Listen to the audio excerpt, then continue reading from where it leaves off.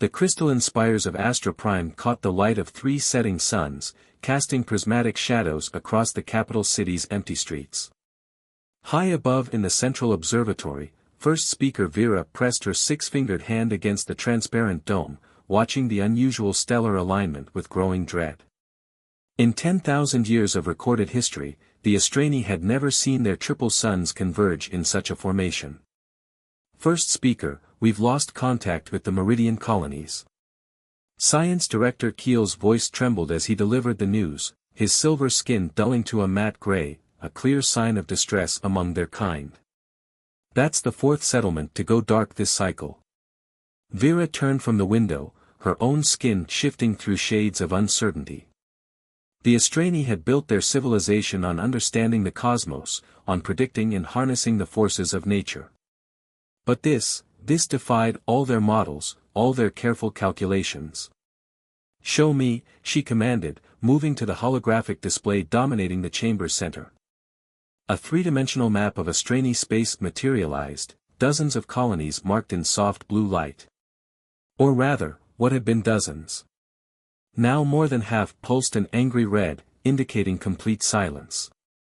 "The pattern remains consistent," Keel explained, manipulating the display with practiced gestures. "Each affected system experiences massive gravitational distortions before all communication ceases. The distortions appear to be moving, first speaker. Moving with purpose." Vera studied the progression of failed colonies, her scientific mind refusing to accept the obvious conclusion even as fear gripped her core. "Something is hunting us. The Council of Elders has requested an emergency session," Keel added quietly. They're discussing evacuation protocols." Evacuation. The word hung heavy in the chamber. The Astrani had spread across this sector of space over millennia, building wonders that drew scholars from 100 worlds. Their quantum libraries contained the accumulated knowledge of countless civilizations. Their stellar engineers had extended the lives of dying stars. To abandon it all. First speaker, there's more. Keel's voice dropped even lower. "We've detected the gravitational anomalies at the edge of the Astra system. Whatever this is, it's coming for our homeworld." Vera's skin rippled with patterns of deep indigo, determination mixing with fear. "Open a channel to the Emergency Council. All members, highest priority." The air shimmered as dozens of holographic figures materialized around the chamber, the most respected leaders of their species joining the emergency session. Some appeared calm, their skin maintaining careful control. Others pulsed with patterns of barely contained panic. "Honored Council," Vera began, her voice steady despite her inner turmoil. "We face an unprecedented threat.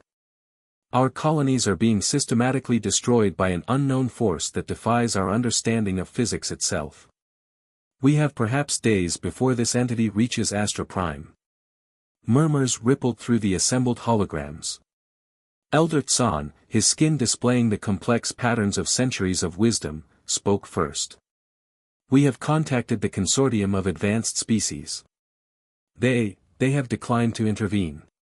The Mechanoid Collective has retreated to their core systems. Even the transcended ones have gone silent." "Then we stand alone?" someone asked, their hologram flickering with distress. "No," Vera declared, making a decision that would alter the course of not just their civilization, but the galaxy itself. "We will do what has never been done in our history. We will ask for help from the younger races." The chamber erupted in protests. The Astrani had always maintained strict isolation from developing civilizations, watching their progress from afar but never interfering. It was their most sacred principle, born from millennia of observing the natural development of species. "We have no choice," Vera continued, her skin now glowing with the bright silver of absolute conviction. "Our civilization may be ending, but our people must survive. Open all channels, on every frequency we know. Send our message to every corner of the galaxy." Keel moved to the communications array, his fingers dancing across the controls. "Channel open, first speaker. Broadcasting on all frequencies." Vera stepped forward, her form straightening as she prepared to break 10,000 years of tradition. To all spacefaring civilizations who can hear this message, I am First Speaker Vera of the Astrani. Our worlds are being destroyed by an unknown cosmic force that defies explanation. Our people face extinction. We who have watched the galaxy for millennia now break our silence to beg for aid. We offer our knowledge, our technology, everything we have in exchange for sanctuary and assistance. Please help us. The message pulsed outward, carrying their desperate plea across the stars. Hours passed as they waited for responses. The first replies came from the civilizations they already knew, polite regrets, diplomatic refusals, silence. But then, from a distant arm of the galaxy, a different kind of signal arrived. First Speaker. Keel called out, his skin flickering with surprise. We're receiving a transmission. It's primitive by our standards, barely coherent across long-range space, but... He paused, double-checking his readings. It's from Earth. The holographic display shifted, showing a small blue-green planet in an unremarkable solar system. The species there had achieved spaceflight less than a century ago. Their ships still used chemical propulsion for many operations. Their understanding of quantum mechanics was in its infancy. A voice crackled through the chamber, carried across light years through technology that the Astrani would have considered obsolete centuries ago. This is Captain Sarah Chen of the Earth Defense Force vessel Hyperion. We've received your distress call and are mobilizing all available ships. We're coming. Hold on. The council chamber fell silent. Vera stepped closer to the hologram of Earth, studying the young species that had answered their call when all others had turned away. Their historical records showed humans to be volatile, unpredictable, often violent, but also capable of incredible acts of courage and compassion. They'll never reach us in time, Elder Tsan said softly. Their ships are too slow, too primitive. Perhaps, Vera replied, her skin beginning to glow with something she hadn't felt since the crisis began, hope. But they're willing to try. And right now, that means everything. More signals began arriving from Earth as their message spread across human space. Ships were being diverted, resources mobilized. A species that had barely reached their neighboring planets was preparing to cross the galaxy to help a civilization they had never met. The first gravitational distortions appeared in the outer reaches of the Astra system, right on schedule. Whatever was hunting them had arrived. But as Vera watched the humans' determined responses continue to pour in, she realized something profound. Sometimes the most advanced answer isn't the right one. Sometimes you need something different. Something unpredictable. Something human. Captain Sarah Chen stood on the bridge of the Hyperion, studying the quantum transmission from the Astrani. The alien data was incredibly complex, containing specifications for technology that humanity had only dreamed of. But right now, she was focused on one crucial detail, a way to get there faster. Tell me again why this is theoretically impossible, she said to Dr. Marcus Wong, the ship's chief scientist. The holographic display between them showed a complex series of equations that made her head hurt. Marcus ran his hands through his disheveled hair. The Astrani use quantum tunneling for faster-than-light travel. Their ships literally bore through space-time. But our engines aren't advanced enough to generate the necessary field strength. We'd need 100 years of technological development to even attempt it. We don't have 100 years, Sarah replied, her dark eyes fixed on the data stream. We have maybe 72 hours before whatever's hunting the Astrani reaches their homeworld. There has to be a way. The bridge of the Hyperion hummed with activity as her crew worked through the problem. They were Earth's most advanced ship, but that was like being the smartest infant in a room full of quantum physicists. The gap between human and Astrani technology was almost incomprehensible. Lieutenant Raj Patel, their engineering chief, suddenly straightened at his station. Captain, what if we don't try to match their technology? What if we use what we have differently? Sarah turned to him. Explain. The Astrani data shows they create precise, controlled quantum tunnels. Very elegant, very efficient. Raj's fingers flew across his console, bringing up new diagrams. But what if we do something messier? Something they'd never consider. Dr. Wong's eyes widened as he caught on. You want to create a quantum battering ram? That's insane. The power requirements alone would be exactly what our fusion drive provides, Raj finished. We can't make a precise tunnel, but maybe we can tear a hole through space-time. It won't be pretty, but it might work, Sarah completed the thought. She hit the ship-wide comm, all hands, this is the captain. I need every scrap of power we can generate. Shut down everything non-essential. We're about to try something unprecedented. As her crew scrambled to implement the plan, Sarah opened a channel to the other Earth ships responding to the Astrani distress call. There were 27 vessels in total, everything humanity could spare, all racing across space using conventional drives. This is Captain Chen. We're attempting an experimental FTL jump using modified Astrani principles. If we succeed, we'll establish a quantum wake that you can follow. If we fail. She paused. Well, it's been an honor serving with all of you. The responses came back quickly, acknowledgments, good wishes, and determined commitments to follow wherever they led. Humanity might be primitive by galactic standards, but they understood one thing very well: when someone asks for help, you help. All systems ready, Raj reported. The ship's fusion reactor was running hot, pushing their safety margins to the absolute limit. The quantum field is building. It's unstable, but that's actually what we want this time. Sarah took her command chair, gripping the armrests. Dr. Wong, what are our chances of success? Marcus checked his calculations one final time. Based on known physics? 0. This should be completely impossible. But he smiled slightly. Humans seem to have a habit of doing impossible things. Quantum field at maximum. Raj called out.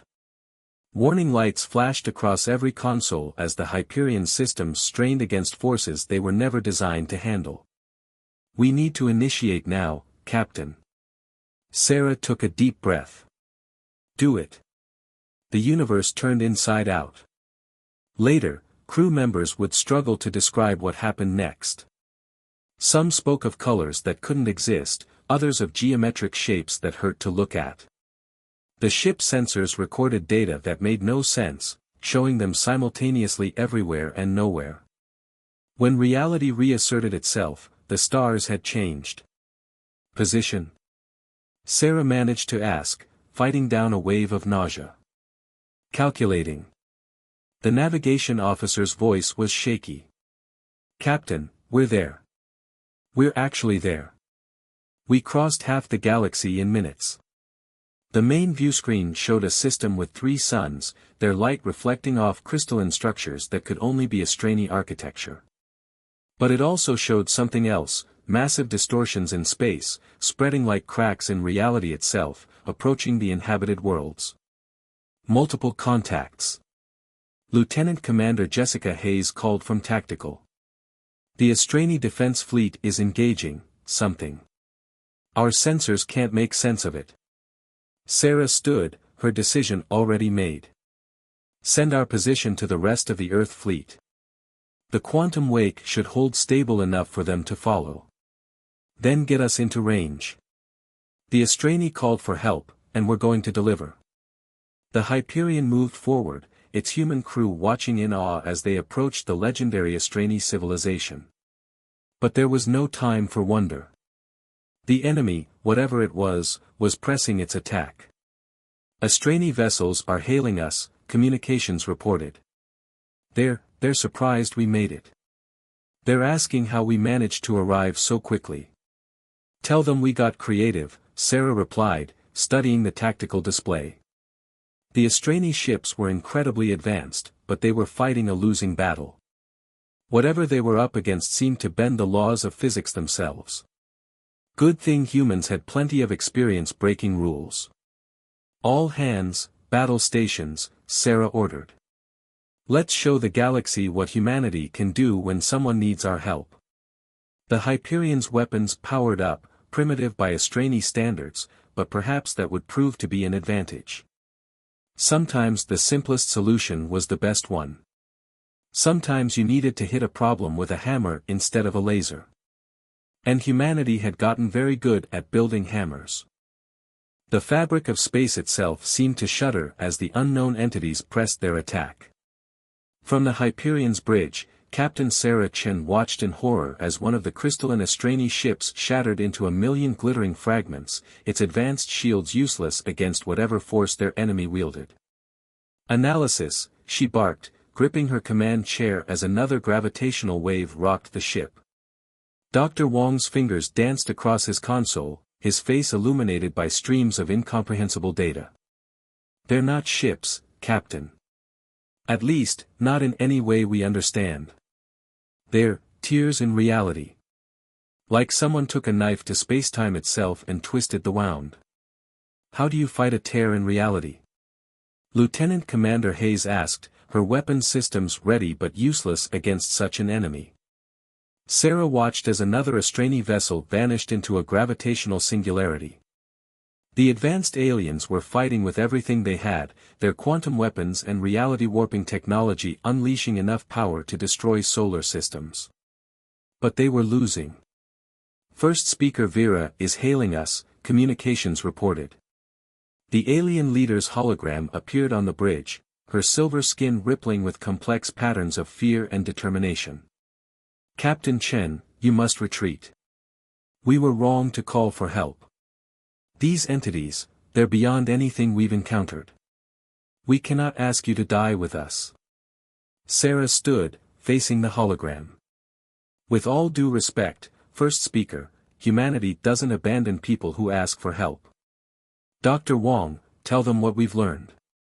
Marcus stepped forward, his usual scientific detachment replaced by intense focus. The entities aren't just attacking your ships, they're attacking the space around them. They're creating localized areas where physics itself breaks down. Your advanced technology actually makes you more vulnerable because it relies on precise manipulation of natural laws. Vera's skin shifted to a pattern indicating deep thought. Yes, we've observed this. Our weapons are useless because the entities exist in a state that defies conventional physics. That is why we are losing. But we're not conventional, Sarah said, a plan forming in her mind. Look at your readings of our ship. Our technology is crude by your standards. We brute force our way through space. We don't manipulate reality, we punch through it. Understanding dawned in Vera's multifaceted eyes. Your very primitiveness could be an advantage. The entities cannot corrupt your technology because it operates on much simpler principles. Exactly, Sarah turned to her crew. Raj, remember how we got here? That messy, impossible quantum jump that should have torn us apart. The engineer nodded, catching on. They're creating tears in space-time. But we just proved we can survive that kind of distortion. In fact, his eyes widened. We could potentially use their own rifts against them.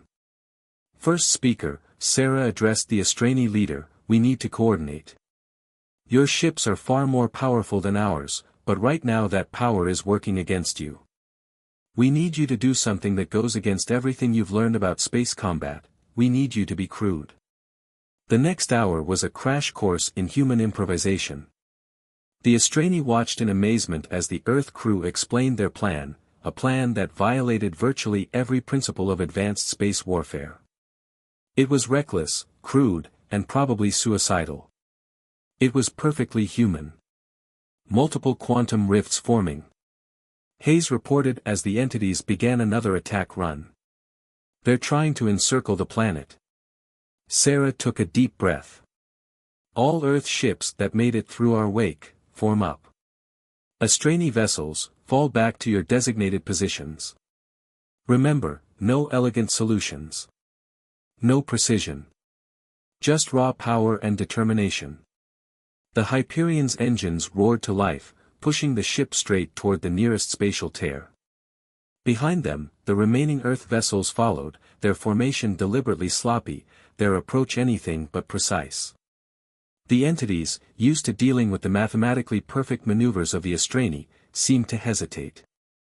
Now, Sarah ordered. Every Earth ship fired their engines at maximum thrust, deliberately destabilizing their reactor containment fields.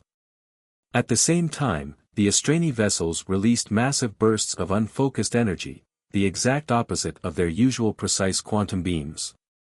The result was chaos. Pure, human-engineered chaos.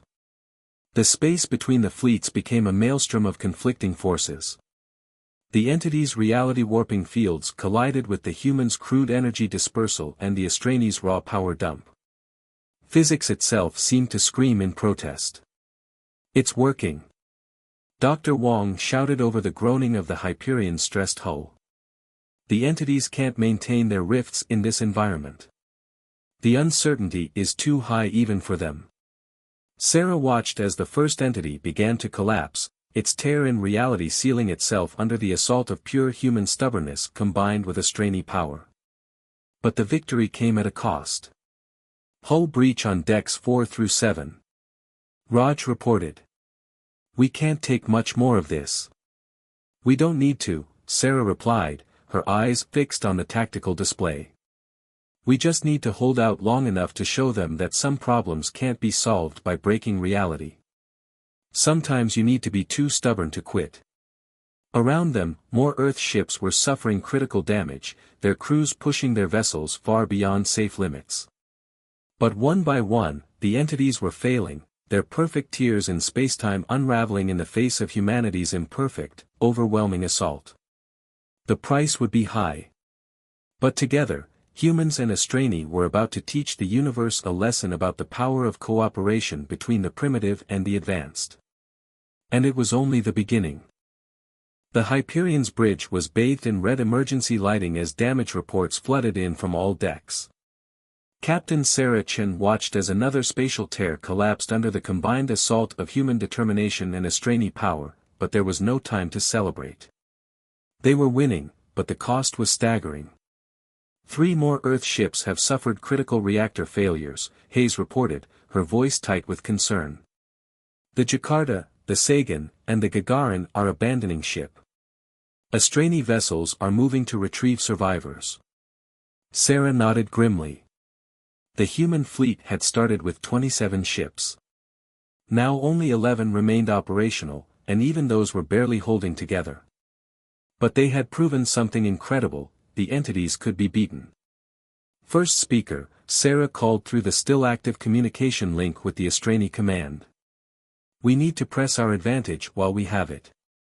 Our ships won't last much longer." Vera's hologram flickered, her silver skin showing patterns that translated as both concern and fierce determination. "Agreed, Captain. But we've detected a change in the entity's behavior.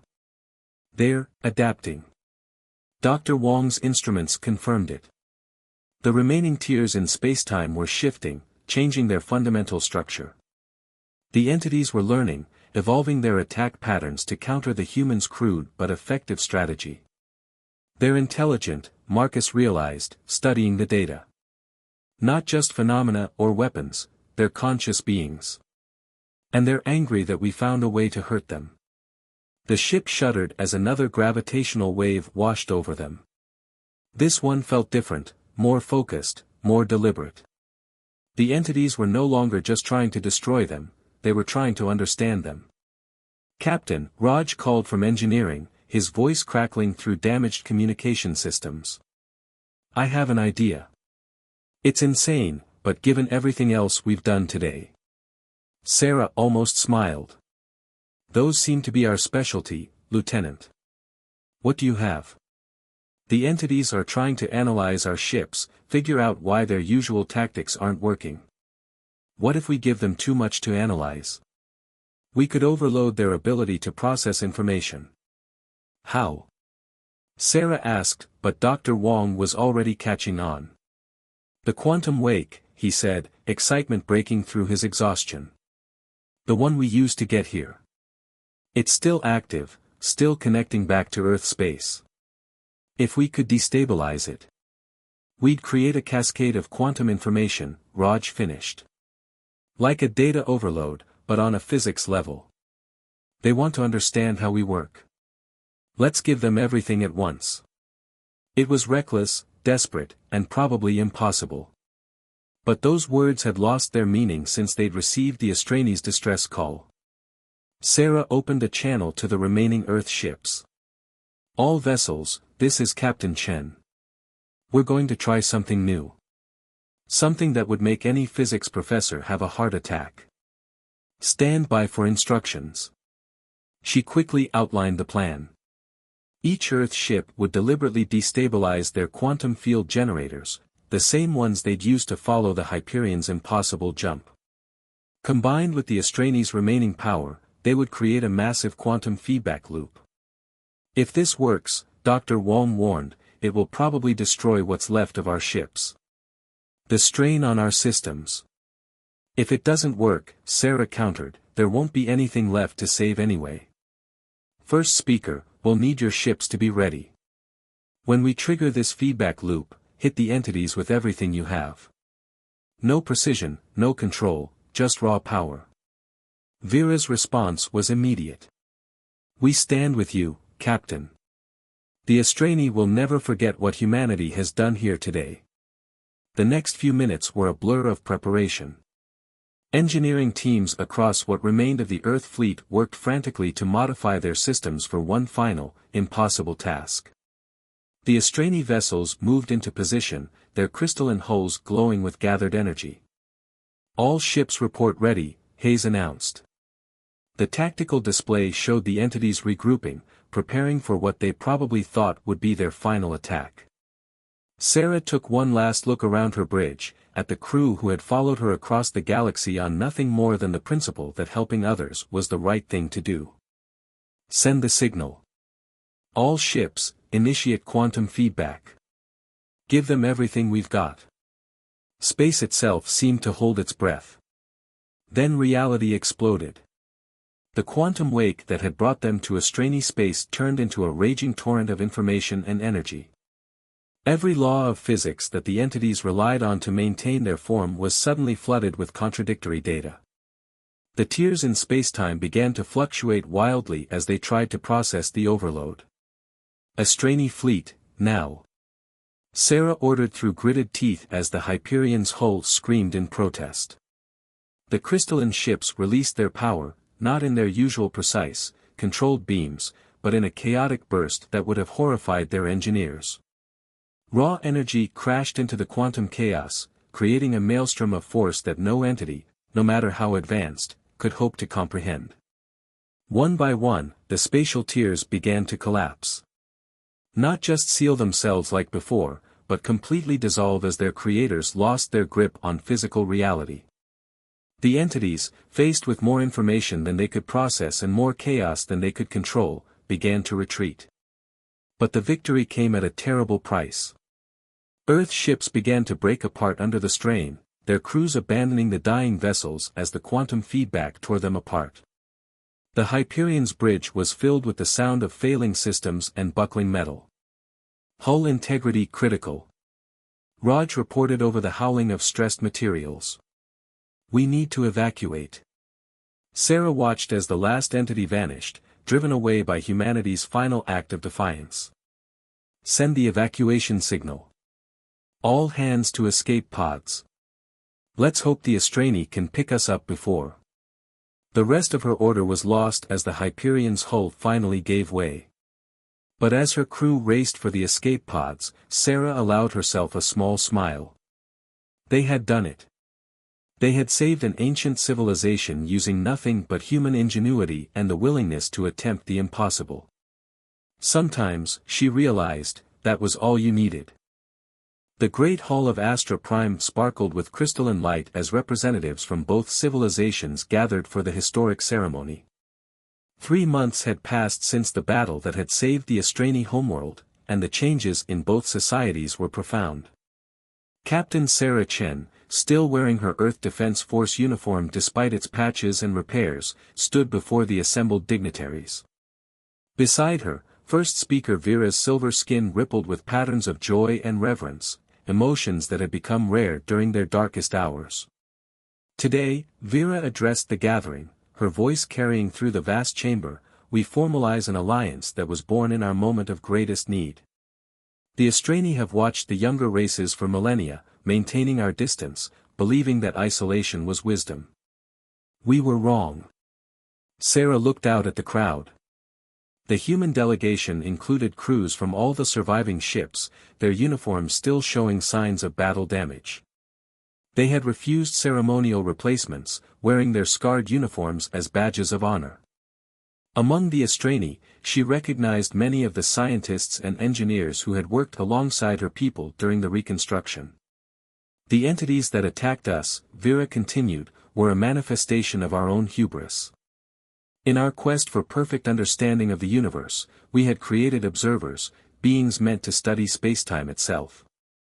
But they evolved beyond our control, becoming creatures that saw disorder as a threat to existence. Dr. Wong, standing with the other human scientists, nodded in understanding. The revelation had come during their analysis of the battle's aftermath. The Astrani's ancient predecessors had created the entities to observe and protect the natural order. Over millennia, they had determined that advanced civilizations created too much chaos in the universe and had begun their campaign of destruction. But humanity, Vera's skin glowed with admiration, showed us that chaos is not our enemy. Imperfection is not a flaw to be corrected. It is the source of creativity, of innovation, of survival itself. The hall's crystalline walls reflected images from the battle, Earth ships performing maneuvers that defied conventional tactics, Astrani vessels unleashing their power in ways their builders never intended, two civilizations separated by vast technological gaps working together to achieve the impossible. The entities fled, Vera said, not because we destroyed them, but because humanity showed them something they could not comprehend, that order can emerge from chaos, that strength can arise from imperfection, that wisdom does not always come from advancement. Sarah stepped forward, her turn to address the gathering. The cost was high, she acknowledged, thinking of the ships and crews lost in the battle. But what we gained is beyond measure. Humanity has always looked to the stars, dreaming of the day we would join the galactic community. We never imagined it would happen because we were the only ones willing to help. The alliance they were formalizing was unprecedented. The Astrani were sharing their technology, but not all at once. They had learned that rapid advancement could be as dangerous as stagnation. Instead, they would guide humanity's growth while learning from Earth's unique perspective. Already, Sarah continued, our cooperation has led to discoveries neither civilization could have made alone. Human improvisation combined with Astrani precision has opened new paths in quantum physics. Our medical teams are discovering how to merge our different approaches to healing. The proof surrounded them. The hall itself had been rebuilt using a combination of Astrani crystalline architecture and human engineering principles, making it stronger than before. In orbit, new ships were being constructed that combined the best aspects of both civilizations' technology. But beyond the technological exchange, Sarah said, we've given each other something more valuable, a new way of seeing the universe. The Astrani have learned that perfect order is neither possible nor desirable. Humanity has learned that our greatest strength lies not in our ability to advance, but in our willingness to help others regardless of our limitations. Vera raised her hand, signaling the start of the ceremony proper. Let it be known throughout the galaxy that from this day forward, the Astrani and humanity stand as one. Our knowledge, our resources, our futures are joined. The crystalline walls hummed with energy as the formal alliance was registered in both civilizations' records. But the real change had already happened in the hearts and minds of both species. The entities may return one day, Dr. Wong had said during one of their planning sessions. They're still out there, watching, trying to understand what happened here. Let them watch, Sarah had replied. Let them see what happens when you combine humanity's chaos with Astrani wisdom. Maybe they'll learn something new. As the ceremony concluded, Sarah looked out at the 3 setting suns of Astra. Somewhere out there, other civilizations were facing their own challenges, their own moments of crisis. The galaxy was vast and often dangerous. But now they all knew something important: if you called for help, humanity would answer. And with their new allies at their side, there was no challenge they couldn't face together. The age of isolation was over. The age of cooperation had begun. And it had started with a simple choice to help when no one else would.